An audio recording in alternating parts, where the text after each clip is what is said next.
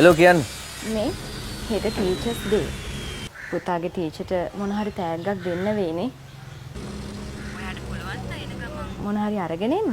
මේ ෂුවර් කරන්න බෑ. මං අනිත් සයිට් එකටත් යන්න ඕනේ. මං එන්න රෑ වුණොත් ඔයාගේ ළඟ කඩේක මොන හරි ගන්නකො.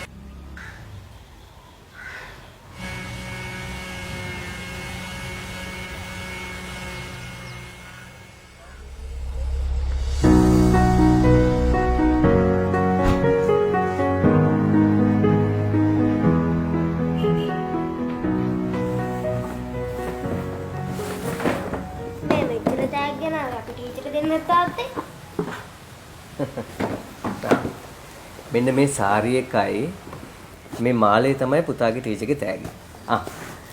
මේ කාඩ් එකේ පුතාගේ නම ලස්සනට ලියන්න ඕන. එතකොට අනිත් තාලි ටික.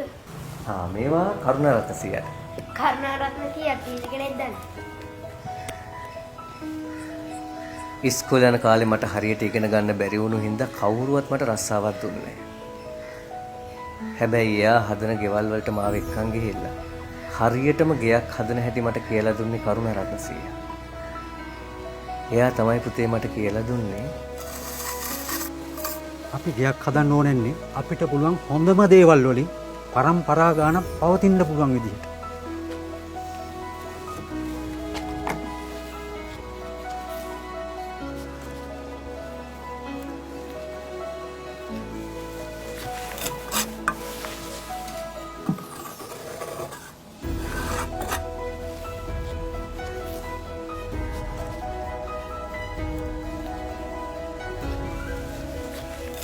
මේ තමයි පුතේ කරුණාරත්න සීයා මට මුලින්ම දීපු වටිනම පොත.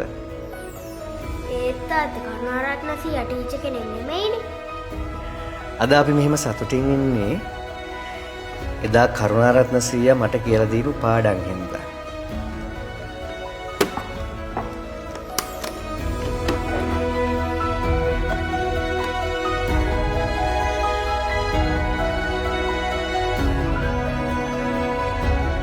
ජීවිතේ සමහර පාඩම් කියා දුන්නේ ඉස්කෝලේ ගුරුවරු පමණක්ම නොවේ. ඔබේ ජීවිතයට වැදගත්ම පාඩම කියා දුන් හැම කෙනෙක්වම ගුරු දිනය දවසේ මතක් කරමු.